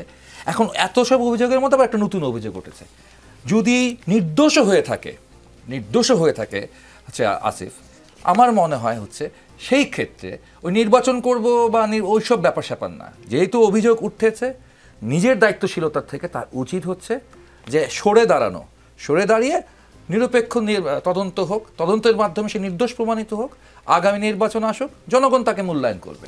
কিন্তু সেই সৎসাহসটা নিয়ে তাকে করতে হবে। এবং একই সাথে আমার প্রধান উপদেষ্টাকে কিন্তু এই জায়গায় ভালোবাসা বা স্নেহে অন্ধ হওয়ার কোনো সুযোগ নেই। অনেক ধন্যবাদ। আমি একটু শেখ রবিউল আলম রবি আপনার কাছে আসতে চাই। ডাক্তার সাজিদুল হক রুবেলের কথা যদি আমি বুঝতে পারি, তিনি এখনই আসলে পদত্যাগের কথা বলছেন, তদন্ত করে এই ঘটনার প্রেক্ষিতে আসলে তদন্ত হওয়া উচিত, প্রেক্ষিতে। হ্যাঁ, কিন্তু তিনি বলেছেন তফসিলের আগে পদত্যাগ করবেন তারা রাজনীতির সঙ্গে সম্পৃক্ত যারা। তার মানে কি স্পষ্ট হলো যে এই অন্তর্বর্তীকালীন সরকারের উপদেষ্টারা রাজনীতির সঙ্গে সম্পৃক্ত, তাদের নিরপেক্ষতা নিয়ে যে প্রশ্ন আপনারা তুলে আসছিলেন সেটি এক ধরনের প্রমাণিত, একবারই প্রমাণিত এবং প্রতিষ্ঠিত। আপনি শেষ মুহূর্ত পর্যন্ত ক্ষমতার উপভোগ করতে চান, আবার প্রশাসনের থেকে নিজের মতো করে যে সমস্ত আসনে আপনি নির্বাচন করার স্বপ্ন দেখেন, সেখানে কোনো মানে গুছিয়ে রাখা যায় কিনা সেই চেষ্টা অব্যাহত রাখতে চান। এসে ক্ষমতার বাইরে এসে আবার নির্বাচন করে আবার জনপ্রতিনিধি হয়ে ক্ষমতা স্থায়ী হতে চান। এটা কি নতুন বন্দোবস্ত? আর এটা কি হচ্ছে জনরায়ের উপর ডিপেন্ড করার সাহসিকতা? নিশ্চয়ই না। ভালো বলছিলেন সে, আমরা তো জনরাই চাচ্ছি। ভোটের ভিত্তিতে, জনগণের রায়ের ভিত্তিতে সরকার গঠন করবে রাজনৈতিক দল। জনগণ তার পছন্দের রাজনৈতিক দলকে রাষ্ট্র ক্ষমতায় অধিষ্ঠিত করবে। সেই জন্য সে দাবি তো আমাদের দাবি। আমরা তো চাই জনগণ এগুলি মূল্যায়ন করুক। চাঁদাবাজির কথা বললেন, চাঁদাবাজি বসুন্ধরাতে, আর এই যেটা নিয়ে আলোচনা করছে এখন অপুর, রিয়াদ, কারা আপনার সরাসরি হাতে নাতে ধরা খেয়েছে? কারা খেয়েছে বলেন? এই যে চাঁদাবাজি বলেন, তদবির বাণিজ্য বলেন, বদলি বাণিজ্য বলেন, টেন্ডারবাজি, কারা করলো? এই দুটি বাজেট কারা করলো? কারা সচিবালয়ে দৌরাত্ম্য করে? কারা নগর ভবনে যান আপনি প্রশাসক বসিয়ে, এই সজীব ভুইয়া, আপনি গাজীপুরের প্রশাসক, আপনার কমিশনার প্রশাসক, আপনি ইসে যান উত্তর ঢাকা সিটি কর্পোরেশনের দক্ষিণে যান, কারা করছে? এবং এগুলো তো আপনার মেইন স্ট্রিম পত্রিকায় রিপোর্টও হয়েছে যে 20 কোটি, 30 কোটি, 40 কোটি, 50 কোটি টাকা নিয়ে তিনি এগুলি করছেন। কে করছে এগুলি তদবির বাণিজ্য? উনি চাঁদাবাজির কথা বললেন। বিএনপি দু একজনের মধ্যে এখনো পর্যন্ত আপনি বলতে পারবেন যে এরকম 47 লাখ, কোথাও আপনার 20 লাখ এরকম টাকা নিতে গিয়ে কেউ গ্রেপ্তার হয়েছে? হ্যাঁ, বিচ্ছিন্ন অভিযোগ কয়েকজনের বিরুদ্ধে আছে, দল কঠিন ব্যবস্থা নিয়েছে। ওই যে সুন্দর কথা বলেন, পাথর দিয়ে ঠেতলায় দিলেন। এই যে যারা রাজনীতি বোঝে না, অন্য রাজনৈতিক দলের উপর দায় চাপায় মিথ্যাচার করে, রাজনৈতিক দল, রাজনৈতিক নেতৃত্ব, শীর্ষ নেতৃত্ব, তাদের বিরুদ্ধে মিথ্যা ভিত্তিহীন বানোয়াট অভিযোগ।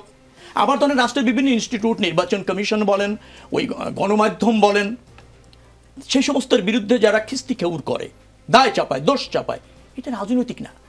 আমি এনসিপির বন্ধুদের বলতে চাই, রাজনীতি হলে তা আপনার দর্শন নিয়ে আপনি মানুষের কাছে যাবেন। আপনি যে এলাকায় যাচ্ছেন ওই এলাকায় প্রতিষ্ঠান নেতার চরিত্র হনন করার চেষ্টা করছেন মিথ্যা ভিত্তি অভিযোগ দিয়ে। তো এটা কি রাজনীতি হলো? আপনার দর্শনটা কি? আপনি জনগণের জন্য কি করতে চান? আপনি জনগণের জন্য যা করতে চান, জনগণ তো ইতিমধ্যে বুঝে ফেলেছে যে কি করছেন আপনি সেগুলি। তো সেটা কি রাজনীতি হলো কিনা? এই যে ধরেন পাথর দিয়ে বললাম, থেতলে দিল, আপনি জানেন না যে একটা ব্যবসায়ী দ্বন্দ্ব নিয়ে বিএনপির কোনো সম্পৃক্ততা আছে? এই যে গাজীপুরে সাংবাদিক হত্যা হলো, সেটি ছিল কি বিষয় আপনাদের স্পষ্ট হয়েছে, তার সাথে বিএনপির কোনো সম্পৃক্ততা আছে। কিন্তু আপনি দেখবেন এই দায়গুলি তারা চাপিয়ে অপরাজনীতি করতে চায় এবং নির্বাচনকে প্রলং করতে চায়, সবচেয়ে জনপ্রিয় রাজনৈতিক দলকে বিতর্কিত করতে চায়। তবে আমাদের একটা বিরতি নিতে হচ্ছে। দর্শক, রাজনীতিতে, আজকের রাজনীতিতে 4 জন অতিথি আছেন, তাদের সঙ্গে আলোচনা অব্যাহত থাকবে। রাজনীতিতে কোনো বিরতি নেই, ফিরছি একটু পর, আমাদের সঙ্গেই থাকুন। আমরা স্বাগত। আপনারা দেখছেন রাজনীতি, আর রাজনীতির আজকের আয়োজনে রয়েছেন আমাদের সঙ্গে 4 জন অতিথি: শেখ রবিউল আলম, ডাক্তার সাজিদুল হক রুবেল, রেজাউল করিম রনি এবং এসএম সাইফ মুস্তাফিজ। এসএম সাইফ মুস্তাফিজ, আপনার কাছে আবারও আসতে চাই। গত 1 বছর ছাড় দিয়েছি, জুলাই ঘোষণাপত্রে ছাড় দিয়েছেন, সনদে কোনো ছাড় নয়, 1% ছাড়ও জুলাই সনদে দেওয়া হবে না। কেন এত ছাড় দিয়ে এগুচ্ছে আসলে এনসিপি? এবং নির্বাচনের রোডম্যাপ ঘোষণা হতে পারে আগামী সপ্তাহে ইলেকশন কমিশনের তরফ থেকে। নাসিরউদ্দিন পাটোয়ারি, আপনাদের মুখ্য সমন্বয়ক, তিনিও বলেছেন ফেব্রুয়ারিতে নির্বাচন হবে না যদি জুলাই সনদের অনেকগুলো শর্ত। আপনার কি মনে হচ্ছে? দেখেন, জুলাইয়ের পরবর্তী সময়ে যারা তরুণ নেতৃত্বে যারা ছিলেন, যে ফরম্যাটই ছিল না কেন, তারা একটা বড় দায়িত্বশীল ভূমিকা পালন করেছে। সেই সময়ে অনেক কিছু ইস্যু এসছে যেটা তারা অন্যভাবে ডিল করতে পারতো, কিন্তু জাতীয় স্বার্থে, স্থিতিশীল রাখার স্বার্থে তারা একরকম ঐক্যমতের ভিত্তিতে সেই সময়টা পার করেছে। এবং বারবার দেখা গিয়েছে এই তরুণরাই বারবার সেই স্থিতিশীল রাখার জন্য, যাতে নৈরাজ্য না তৈরি হয়, যাতে আবার নতুন করে কোনো ঝামেলা না হয়, সেজন্য কিন্তু সেই দায়িত্বশীলতা দেখিয়ে গেছে। এবং জুলাই ঘোষণাপত্রের দাবিটা আমাদের প্রথম থেকেই ছিল, এবং সেক্ষেত্রে আমরা দেখেছি বড় রাজনৈতিক দল যারা ছিলেন তাদের ওইরকম আসলে কোনো ভূমিকা বা তাদের আসলে ওইরকম দায়িত্বশীলতা আচরণ আমরা দেখিনি। তারা একমাত্র সেই নির্বাচন ইস্যুতে যে আগামীকালকে নির্বাচন দেন, আগামীকালকে আমরা ক্ষমতা এসে পুরো বাংলাদেশ পরিবর্তন করে ফেলবো, এরকম একটা ভিত্তিতে ছিল। তো সেই জায়গায় আমরা দেখেছি যে জুলাই ঘোষণাপত্র যখন দিয়েছে আমরা একটা ওয়েলকাম করেছি, কিন্তু যেই ঘোষণাপত্রের বক্তব্য যেই কথা এসছে সেটা আমি মনে করি যে কিছুটা আমাদের সাথে প্রতারণা করা হয়েছে। এবং আমাদের তো মেইন যে ইস্যু ছিল, দাবি ছিল যে মৌলিক সংস্কারের জায়গাগুলো যেন এই গভর্নমেন্টের সময় আসলে পূরণ করে আমরা নির্বাচনের দিকে যেতে পারি। সেটা কিন্তু বলা হয়েছে যে পরবর্তী নির্বাচিত সরকারের অধীনে সেই সংস্কারগুলো আসলে বাস্তবায়িত হবে। প্রধান উপদেষ্টা নিজের বক্তব্যেও বলেছেন যে পরবর্তী সংসদে তো সেটা আসলে আমরা এটাতে এগ্রি করি না। তো এই জায়গাটাই আমরা বলেছি যে জুলাই সনদ আসলে ঐক্যমত্য কমিশনের সময়কাল আর একটু বাড়ানো হয়েছে, এবং আমরা সেখানে যেই মেইন ইস্যুগুলো ছিল 19টি বিষয়ে ঐক্যমত্য কমিশন আলাপ হয়েছে এবং ঐক্যমত হয়েছে। সেখানে যে মৌলিক সংস্কারের মেইন টপিকগুলো ছিল সেখানে 9টি বিষয়ই বিএনপি নোট অফ ডিসেন্ট দিয়েছে। তো সেটি আসলে কিভাবে হবে সেটা আমরা বুঝতে পেরেছি আসলে বিএনপি সেটা কতটা করবে, কারণ তাদের অনেক নীতি নির্ধারণী পর্যায়ের নেতৃত্বই বলেছে যে এইসব সংস্কার পরবর্তীতে আসলে আমরা আবার পরিবর্তন করে দেবো, আবার নতুন করে এটা হবে ওইটা হবে। কে বলেছে স্পেসিফিকলি? মির্জা আব্বাস সাহেব বলেছেন, আরো কয়েকজন নেতা বলেছেন। তো তাদের জায়গা থেকে এরকম কথা কিন্তু এসছে, এবং আমরা জানি যে আসলে সেটা আসলে হবে না, কারণ এই পুরানো স্ট্রাকচারে তারা তো অলরেডি বলছে যে আমরা ক্ষমতায় আসছি, আমরা ওইরকম করে আবার সেই সময়কালটা বাড়াবো। এবং আমি মানে এটাই ইনশিওর করতে চাচ্ছি যে যদি এবার ঘোষণাপত্রে যে সনদ আসছে সেখানে যদি এই জায়গাগুলো আসলে বাস্তবিত না হয় তাহলে ফেব্রুয়ারিতে আসলে ইলেকশন হবে না। রেজাউল করিম রনি, ফেব্রুয়ারিতে কি নির্বাচন হচ্ছে নাকি হবে না? জি দেখেন, আমি মনে করি আমি শুরু থেকে নির্বাচনের ব্যাপারে খুব পজিটিভ, কারণ আপনার এই সরকার নির্বাচন দিবে না তো দিবেটা কি, কিন্তু কথা হলো কোন নির্বাচন সেটা। হাসিনাও তো নির্বাচন দিছে, নকল সুরের গান টান বাজায় কি বিপুল নির্বাচন হয়েছে না আমাদের এখানে, শুধু ভোটটা হয়নি। ভোটবিহীন নির্বাচন এক সংস্কৃতি হাসিনা গড়ে তুলছিল। তো এখানে নির্বাচন কোনো সমস্যা না, সমস্যা হলো আমরা একটা গণতান্ত্রিক ট্রানজিশনে এই যে ভোটাধিকার নিশ্চিত করা, জনগণের সাথে ক্ষমতার সম্পর্ক স্থাপন করার রাজনীতিটা শুরু করতে পারছি কিনা। এখন অভ্যুত্থানের মধ্য দিয়ে আপনি যে অভূতপূর্ব ঐক্য অর্জন করলেন, তারপরে আপনারা সবাই ক্যাবিনেটের দিকে মনোযোগী, মানে ক্ষমতার ভাগবাটোর দিকে মনোযোগী, ফলে অভ্যুত্থানের অর্জনটা কি? অনেক অর্জনের মধ্যে সবচেয়ে গুরুত্বপূর্ণ অর্জন হলো সলিডারিটি। এই যে মানুষের প্রতি মানুষের অকৃত্রিম মমত্ববোধের মাত্রাটা এই পর্যায়ে যে সে জীবন দিতে রাজি হয়ে গেল, তাই না? সো এইটা হলো আপনার রাষ্ট্র গঠনের একমাত্র মানে একটা এত মূল্যবান স্পিরিট, যে এটাকে আপনি যদি জাস্ট রাষ্ট্রে কনভার্ট করতেন দেশ দাঁড়ায় যায়। তো তা না করে আপনি যখন ক্যাবিনেট গঠনের দিকে মনোযোগী হয়ে গেলেন, এই যে সলিডারিটি অর্জন হয়েছিল এখান থেকে আপনি দূরে সরে গেলেন। আমি সমস্ত রাজনৈতিক দলগুলোর ক্ষেত্রে বলতেছি। ফলে এখন আপনার এখানে ডেফিনেটলি এখন এই গভর্নমেন্টের যে সফলতা আমরা আশা করছিলাম, আজকে নিউ ইয়র্ক টাইমসে একটা স্টোরি হয়েছে যে 1 বছর পরে এই অভ্যুত্থানের সরকার এটা পুরা হতাশার দিকে টার্ন নিয়েছে 1 বছরে। হ্যাঁ, তো আজকে একটা স্টোরি করছে নিউ ইয়র্ক টাইমস। তো এই হতাশা এই ধরনের, হ্যাঁ অভ্যুত্থানের পরে সরকারগুলোতে এই ধরনের ক্যাওয়াটিক কন্ডিশন থাকে, হতাশা থাকে, কিন্তু আমাদের এটা হওয়া উচিত ছিল না। কেননা এই সরকার কিন্তু সর্বদলীয় সরকার, নির্দলীয় না, কিন্তু সর্বদলীয় সরকার, মানে অভ্যুত্থানের সমস্ত শক্তির সম্মিলিত সরকার। এবং এই সরকার আসছে শুধুমাত্র দায়িত্বে। এই সরকার ক্ষমতায় আছে এটা যদি মনে করে ভুল করবে। ক্ষমতা এখনও জনগণের হাতে, রাজনৈতিক যে আপনার ফ্যাসিবাদ বিরোধী যে শক্তি তাদের হাতে, সরকারের হাতে কেবলমাত্র দায়িত্ব। এই জন্যই দেখবেন যে সরকার যখন তার কনফিডেন্স হারায় ফেলে তাড়াতাড়ি ডাকে, একটা বৈঠক করে, আত্মবিশ্বাস অর্জন করে, আবার কাজকর্মে ঝাঁপাইয়ে পড়ে। ফলে এই মডেলের মধ্যে নির্বাচন ছাড়া তো আর কোনো পথ নেই, নির্বাচন তো আপনার হইতেই হবে। তো ফলে নির্বাচনকে এখন যদি কোনো শর্তের অধীনে আপনি আনতে চান যে অমুক হইলে তমুক হবে, হ্যাঁ তেল না হইলে আপনার ডাল হবে না, ডাল না হইলে চাল হবে না, খিচুড়ি হবে না, নির্বাচন তো এরকম না। নির্বাচনকে যখন আপনি কোনো শর্তের অধীনে দিয়ে দিবেন তখন আপনি আসলে ডেমোক্রেসি মিন করেন না, আপনি যে দলই হন। আবার আপনি যদি শুধুমাত্র নির্বাচনই মিন করেন, অন্য কোনো কিছু মিন করেন না, আপনিও ডেমোক্রেসি মিন করেন না। এখানে ডেমোক্রেসি মিন করতে নির্বাচনটা ডেমোক্রেসি না ডেফিনেটলি, কিন্তু নির্বাচন ছাড়া তো ডেমোক্রেসি। তাহলে কি কোলাবোরেশনটা হচ্ছে না? হ্যাঁ, কোলাবোরেশন। তার মানে কি, আপনি যখন ডেমোক্রেসি আপনি মিন করবেন তখন নির্বাচনহীন 1 ঘন্টাও থাকা তো ক্ষতি, আপনি ডেমোক্রেটিক ইন্ডেক্সে নিচে নেমে যাচ্ছেন। ফলে নির্বাচন প্রলম্বিত করার কোনো সুযোগ নেই। আপনি পারলে 10 সেকেন্ড হইলেও আগায় আনেন, যত পারেন আপনি আগায় আনবেন। আপনার যদি স্পিরিটে ডেমোক্রেসি থাকে, নির্বাচন প্রলং করার তো কোনো সুযোগ নেই।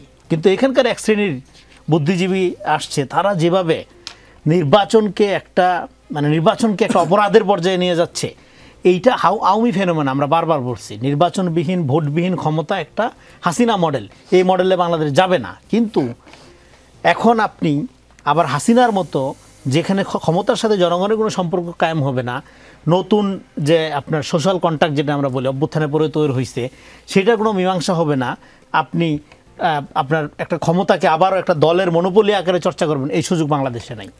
ফলে আপনাকে একটা কথা হলো নির্বাচন, এটা একটা অপূর্ব সুযোগ, সুবর্ণ সুযোগ, এমন একটা নির্বাচনী ব্যবস্থার মধ্যে দিয়ে বাংলাদেশকে নিয়ে যাওয়া যাতে জনগণ তার হারানো ভোটাধিকার ফেরত পায় এবং ক্ষমতার সাথে জনগণের সম্পর্ক, নট পার্টির, জনগণের সম্পর্ক স্থাপন একটা সুযোগ তৈরি হয়। শেখ রবিউল আলম, আপনার কাছে আরেকবার আসা, সেটি হচ্ছে নির্বাচন সুষ্ঠু না হলে গলায় গামছা ও মাজায় রশি লাগতে পারে, সিইসিকে ইসলামী আন্দোলন বলেছে। তাদের দাবি পিআর এর অধীনেই এবারের নির্বাচন হতে হবে। জুলাই সনদের আইনগত ভিত্তির দাবি জানিয়েছে জামায়াতে ইসলামী, তাদেরও এক ধরনের অবস্থান। আপনাদের অবস্থান কি আসলে? হ্যাঁ, কোনো ব্যক্তি বা গোষ্ঠীর দাবি নির্বাচন কমিশন এবং নির্বাচনের জন্য শিরোধার্য নয়। মনে রাখা দরকার, নির্বাচনটা এখন যেটা প্রয়োজন সেটা রাষ্ট্রের ডিমান্ড এবং জনগণের অধিকার। এটা কোনো ব্যক্তির বা কোনো রাজনৈতিক দলের ইচ্ছা অনিচ্ছার অংশ না। যারা এভাবে ভাবে তারা আরো স্বৈরা শক্তি, আমি মনে করি এ স্বৈরতান্ত্রিক চিন্তা। সবচেয়ে ব্যাপার হচ্ছে কি, আপনি নির্বাচন হতে হবে, আপনার বিজয় নিশ্চিত হতে হবে, অথবা আপনি ক্ষমতার অংশ হবেন, তখনই নির্বাচন হবে। এই ভাবনাটা অরাজনৈতিক ভাবনা। এর ভাবনা জনগণের ক্ষমতায়ন এবং গণতন্ত্রের সাথে সাংঘর্ষিক ভাবনা। জুলাই ঘোষণাপত্র জাতীয় ঐক্যমত কমিশন অথবা সরকার তৈরি করেছে, বিএনপির কাছে খসড়া পাঠিয়েছে, বিএনপি মতামত দিয়েছে মাত্র। ঘোষণাপত্র যা হয়েছে সেটাতে অনেক দলেরই অসন্তোষ আছে, প্রত্যেকটা দল এক একভাবে চেয়েছে। কিন্তু আমার কাছে মনে হয়েছে জাতীয় অর্জন হিসাবে দেখানো হয়েছে বিধায় আমাদেরও বঞ্চিত করা হয়েছে রাজনৈতিক অর্জন থেকে, দলের অর্জন থেকে, বা আমাদের শীর্ষ নেতাদের অর্জন, মানে সেটাকে ছোট করে দেখা হয়েছে বা উল্লেখ করা হয়নি, কিন্তু আমরা মেনে নিয়েছি বিকজ জাতির অর্জন দেখানো হয়েছে। যে জাতির অর্জন মানে আমাদেরও অর্জন, সবাই অর্জন। এই জন্য আমরা ওই ঘোষণাপত্রের প্রতি সমর্থন জানিয়েছি। জুলাই সনদ মোটামুটিভাবে চূড়ান্ত হয়েছে, কিছু নোট অফ ডিসেন্ট আছে, নোট অফ ডিসেন্ট থাকবেই, কারণ এটা একটা রাজনৈতিক দলের অবস্থান এবং তার অধিকার। সব বিষয়ে আপনার মতো করে আমি এক হবো সেটা না। আমার জনগণের কাছে দায়বদ্ধতা আছে, আমি যেভাবে ওই বিষয়গুলি ভাবি সেটা নিয়ে জনগণের কর্তৃক নির্বাচিত হলে পার্লামেন্টে আমার মতো করে করতে চাই। এটা হচ্ছে গণতন্ত্র এবং রাজনৈতিক অধিকার। নতুন করে প্রশ্ন তুলছে কিছু পক্ষ যে জুলাই সনদের আওতাতেই বা অধীনেই কিংবা সেই ফরম্যাটেই নির্বাচনটা হতে হবে বিগত ব্যবস্থা। আমি আপনাকে বলি, জুলাই সনদ এই জাতীয় ঐক্যমত কমিশন বলেছে যে বিষয়গুলি আমরা একমত হয়েছি এর কিছু হচ্ছে সাংবিধানিক কি করে সংশোধন করে করতে হবে, কিছু আইন এবং বিধিবিধান সংশোধন করে করা যাবে, আর কিছু নির্বাহী আদেশে করা যাবে। যেগুলি আইন এবং বিধিবিধান সংশোধন করে করা যাবে অথবা নির্বাহী আদেশে করা যাবে অথবা অর্ডিন্যান্স জারি করে করা যাবে, সেই উদ্যোগ সরকার ইতিমধ্যে নিয়েছে। তারা আজকেও বলেছে আসিফ নজরুল যে প্রায় ৩৬৭টি প্রস্তাবনা তারা বাস্তবায়ন করতে যাচ্ছে। শুধুমাত্র সংবিধান সংশোধন সংক্রান্ত যে প্রস্তাবনাগুলি আছে সেটা সম্ভব নয়, সেগুলি তারা করছে না। তো এগুলো তো অগ্রগতি। এখন এটাকে যদি আপনি নির্বাচনের শক্ত অংশ করে দেন, কারণ আপনার তো রাজনৈতিক দলই এখন হয়নি, আপনি এখনো নিবন্ধনের শর্ত পূরণ করতে পারেননি, আপনারা ঘোষণাপত্র মানুষ জানে না, আপনার ধরেন মূলনীতি এখনো অস্পষ্ট, কিছুই জানি না, আপনি শুধু অন্যান্য রাজনৈতিক দল এবং শীর্ষ নেতাদের চরিত্র হরণ করছেন, ইনস্টিটিউটের ব্যর্থতা তুলে ধরেন, আপনার কি করণীয় তা বলেন না, আপনি তো নির্বাচন চাইবেন না, এটাই স্বাভাবিক। কিন্তু আমি আপনাকে একটা কথা বলে শেষ করে দিচ্ছি, কোনো ব্যক্তি বা গোষ্ঠীর চাওয়ার উপর নির্বাচন নির্ভর করবে না। যে প্রক্রিয়ায় এগোচ্ছে অর্থাৎ সংস্কার, বিচার এবং নির্বাচন, আগামী এখনো 6 মাস বাকি, এর মধ্যেই এই সরকার শতভাগ সফল হবে বলে আমার বিশ্বাস। নির্বাচন হবে, জনগণ ভোট দেবে, জনগণের সরকার প্রতিষ্ঠিত হবে। যদি আমাদের এনসিপি বা অন্যান্য যে সমস্ত বন্ধুরা পিআর চেয়ে থাকেন, সেই পিআরের আগামী নির্বাচনের ইস্তেহারে নিয়ে জনগণ কর্তৃক নির্বাচিত হয়েছে পার্লামেন্টে করেন। কোনো ব্যক্তি বা গোষ্ঠীর ধারণা রাষ্ট্রে প্রতিষ্ঠিত করা অন্য রাজনৈতিক দলের দায়িত্ব না, অন্তর্বর্তীকালীন সরকারেরও দায়িত্ব না। ডক্টর সাজিদুল হক রুবেল, পাথর লুটে ভোলাগঞ্জে বেশ ঐক্য ছিল বিএনপি, জামায়াত, এনসিপি এবং ইসলামী আন্দোলন, কিন্তু নির্বাচন ইস্যুতে এক ধরনের ঐক্যের সংকট দেখা যাচ্ছে।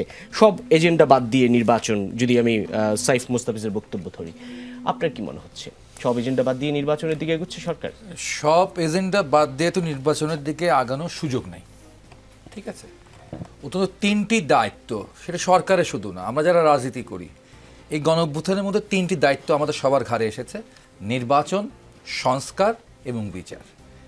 এবং একই সাথে এই যে সময়কালটা, যতক্ষণ পর্যন্ত একটি নির্বাচিত সরকার দায়িত্ব না নিচ্ছে ততক্ষণ পর্যন্ত দেশটার সার্বিক দেখভাল করার দায়িত্বটা রয়েছে।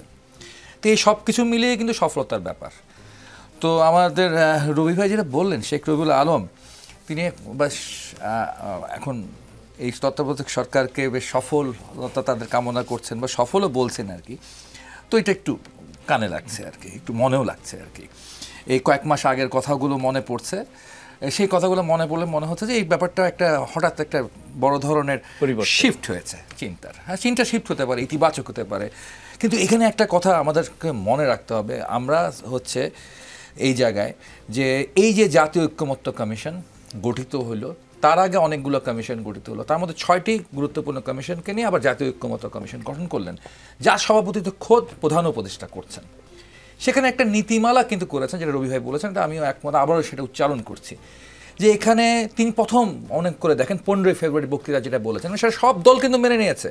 তখন কিন্তু আমরা এই আওয়াজ দিই নাই যে আমারটা না হলে, তালগাছ না হলে কিন্তু আমি বিচার মানব না, এটা কিন্তু তখন আমরা বলি নাই। তখন আমাদের তিনি কী বলেছিলেন, তিনি বলেছিলেন আমি কতগুলো প্রস্তাব আমরা দেব, সেই প্রস্তাবগুলোর ক্ষেত্রে সবাই যদি মেনে নেয় সেটা হবে, যদি সেই প্রস্তাবগুলোতে কারো 19-20 হয় সেক্ষেত্রে আলোচনা হবে, আলোচনার মধ্যে আমরা একমত হওয়ার চেষ্টা করব, আর যেগুলোতে আমাদের একমত হতে পারছি না সেগুলো রেখে দেব ভবিষ্যতের জন্যে। ঠিক আছে, এটা তার বক্তব্য, এবং এই বক্তব্য ধরেই কিন্তু জাতীয় ঐক্যমত্য কমিশন যাত্রা শুরু করেছিলেন, এবং আমরা সেই কমিশনের বৈঠকে ছিলাম প্রথম থেকে শেষ পর্যন্ত, শেষ অবধি, এবং এই বক্তব্য ধরেই আমরা অগ্রসর হচ্ছি। কিন্তু এখানে পরবর্তীকালে আমরা একটা জিনিস দেখেছি যে অনেকগুলো বিষয় অত জোর করে চাপিয়ে দেওয়ার চেষ্টা, জোর করে ঐক্যমত্য করার চেষ্টা, জোর করে ঐক্যমত্য করার চেষ্টা তো করা সম্ভব নয়। আবার আমরা দেখেছি কতগুলো বিষয় যে আগেই এখান থেকে টেবিল থেকে নাই হয়ে গেছে, যেমন বহুত্ববাদের বিষয়টি।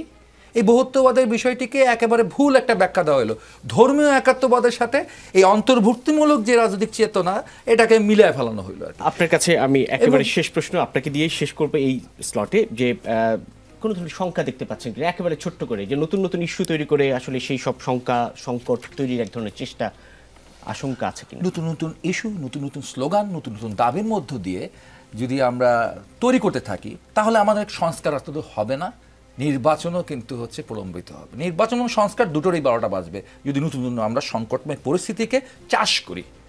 এই জায়গা থেকে আমাদেরকে ধৈর্যশীল জায়গায় আসতে হবে এবং ইউনিফাইড একটা জায়গায়।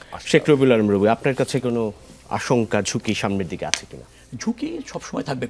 আপনি পতিত ফ্যাসিবাদে একটা গোষ্ঠী আছে, রিজনাল এবং ইন্টারন্যাশনাল পলিটিক্সের হস্তক্ষেপ আছে, থাকবে, কিন্তু আমাদের বৃহত্তর এবং জাতীয় স্বার্থ ঐক্যমত হতে হবে। গণতন্ত্র আমরা চাই, তাহলে ভোটের উপর আস্থা রাখতে হবে। এটা একটা নির্দলীয় সরকার, প্রশাসন ও নিরপেক্ষ সরকার।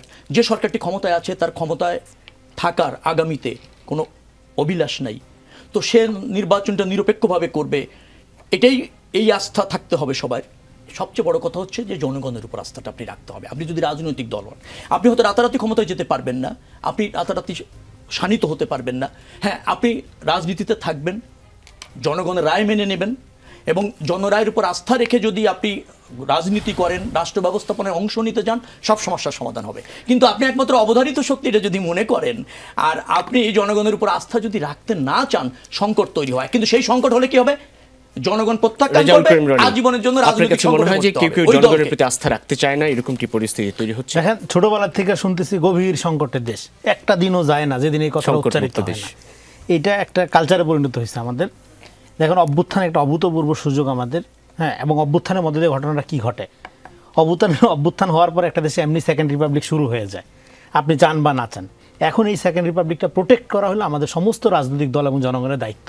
আমরা যদি আমাদের জায়গা থেকে বেটার এফোর্টটা দিই, অনেস্ট এফোর্টটা দিই, আশা করি এই অনেক হতাশা, অনেক কিছুর মধ্যে বেটারটা বের করা সম্ভব। এস এম সাইফ মুস্তাফিজ, ফেব্রুয়ারিতে নির্বাচন হতে দিবেন নাকি সেখানে? আমি তো বললামই, আসলে একজন মানে দায়িত্বশীল জায়গা থেকে যদি আমি বলি, আমাদের রাজনৈতিক দল থেকে তো অবশ্যই নির্বাচন তো আমরা চাই। আমরা বারবার যেটা বলছি, যদি মৌলিক সংস্কারের জায়গাগুলো মানে কালকে সব পূর্ণ করে ফেলা হয় বা 1 মাসের মধ্যে করা হয়, আমার মনে হয় আরও আগে এনে ফেলা যায়।